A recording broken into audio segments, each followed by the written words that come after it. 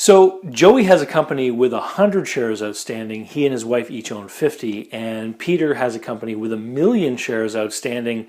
He and 7 other people own differing numbers of them. How do shares work? What is going on? What determines the number of shares, and how can you use them in your deal making? Great questions. Hey everyone, it's David Barnett from the investlocalbook.com blog site, as well as my David C. Barnett YouTube channel, where I answer questions about buying and selling businesses, local investing, personal finance as it relates to entrepreneurs, and anything else that my viewers want to ask me about. Over the course of the past 2 weeks, I've actually had a couple of different clients that I've been working with who have had some problems understanding exactly how shares work. And so I figured that the problem was probably a little bit more widespread. There's probably a lot of misunderstanding about shares. And I thought I would do a little video sort of teaching you how shares work with respect to a company. And we're not going to be talking about share sales. I've already done videos on that. We're going to be talking about the shares themselves. So, for example, if you were to start a business and you incorporated a corporation and you went to a lawyer and then went to an accountant, what might likely happen if you were going to start a small business is that there may be an arbitrary number of shares. Sometimes it might be 1 share. Sometimes it might be 100. If you were going to own a business with other people, for example, if a husband and wife were going to own a business together, what their advisors might do in setting up the company is they might create 100 shares and give the husband and wife each 50, so that they each are 50-50 owners in the company. And what I'd like to get across today is that the number of shares outstanding doesn't have to remain static, and the percentage of ownership that people have can also vary over time. Important notes to understand if you're going to be an entrepreneur and build a company and one day invite other investors or partners in to join you. So let's take a look at some of the basics about what a share is and how they work. Let's go to the whiteboard. All right, so what I've done is I've created a basic little example. We have a business, and there are 100 shares outstanding that were created when the business was incorporated. And in my example, 50 shares belong to Sally and 50 shares belong to John. So if we look at the percentage, what that means is that Sally owns 50% of the shares and John owns 50% of the shares. And for most small businesses, that's all that's ever going to happen. Eventually one day the business will be sold or it'll close or what have you. And even if it's done as a share sale, those 100 shares are going to be sold to the new owner. Now, when it comes to shares, you need to think of the business almost like it is a printing press that has the ability to issue its own money. Just like countries are able to print money. The central banks create dollars, for example, right? So this business is usually able, and I say usually because you can restrict a company when you set it up in its incorporation papers, but most corporations are set up with the ability to issue an unlimited number of shares. So what does that mean? We've got 100 shares outstanding. We have 2 people involved in this business. Let's say, for example, that there's a lot of profit in the business and one of the 2 partners decides that they want to get out of the business. Now, usually people would think of it as a buyout. One person has to buy out the other. But if there's a lot of money in the corporation, one of the things that we can do is the company can buy back its own shares and tear them up. Okay? So what could happen is Sally and John could agree as shareholders that the business is going to buy back John's shares and cancel them. Okay? What that means is my corporation now only has 50 shares outstanding. And guess what? Sally owns those 50 shares, and Sally becomes the 100% owner of the business without Sally having to buy John's shares. What happened was the company bought back its own capital stock and canceled the shares. Okay?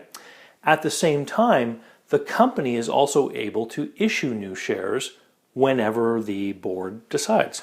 So let's remove that example. Let's say that there are 100 shares again, and John and Sally each own 50.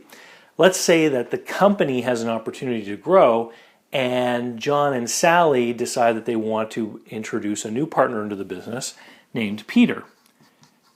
Now, Peter has some money, and the business needs the money in order to grow. So if Peter says, I'll bring the money into the business, but I want to become an equal partner with you guys, how would you do that? Well, John and Sally, if they sold some of their shares to Peter, such that each of them, say, owned 33 shares, well, John and Sally would become the sellers. Peter would have to give the money to them. But that's not the goal. They want the money to go into the company. So in this case, what would happen is the business would issue 50 new shares. Now there's 150 shares outstanding, and 50 of them are sold to Peter. Now, each of them owns 50 shares. Now each of them becomes a 33% owner in the business. Now, if John and Sally each own half the business, why on earth would they agree to dilute their ownership position down to a third? Well, it's quite simple, really.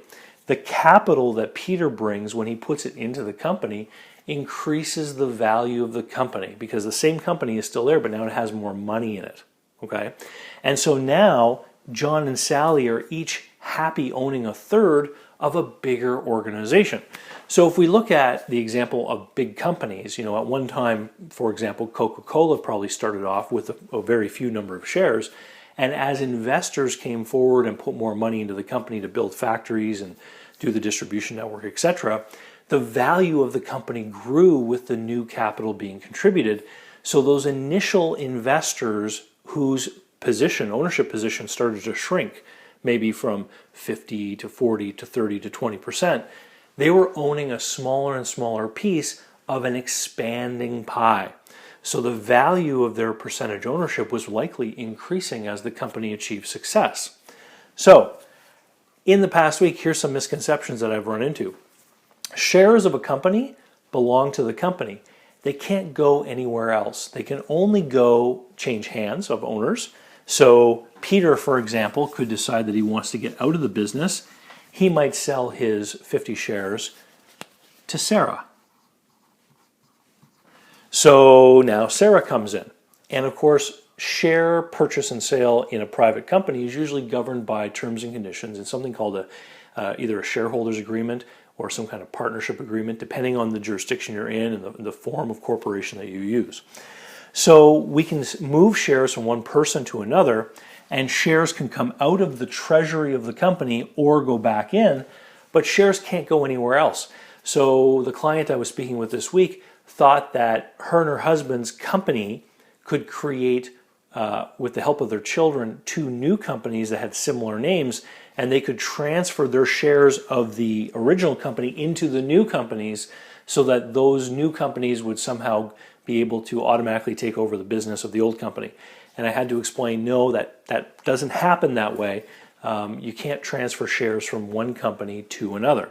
So a company stock only belongs to that company, and we can do certain things with it, but it can't go anywhere else.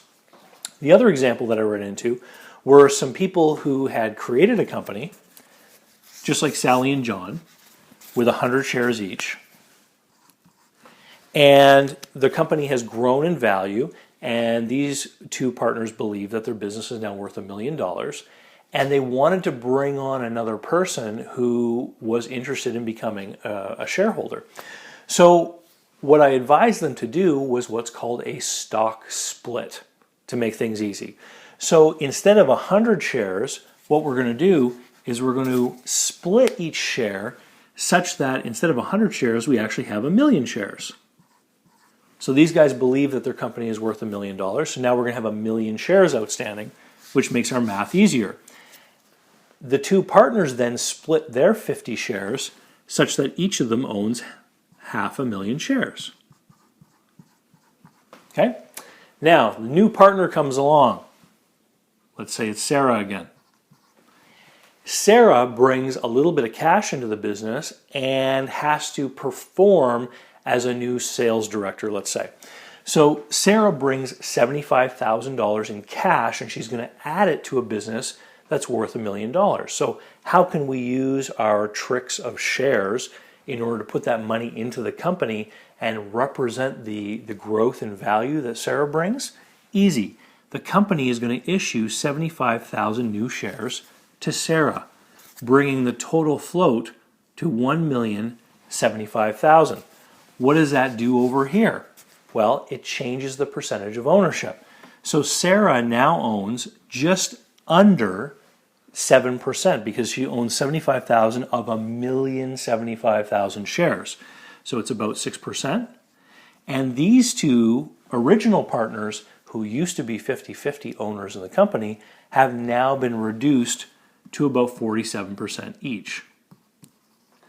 Now, if Sarah hits her sales targets this year and helps grow the company revenue, what they've said is they're going to give her a bonus of issuing her more shares, right?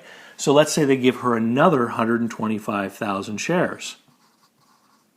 Bonus. So now the company has 1.2 million shares outstanding.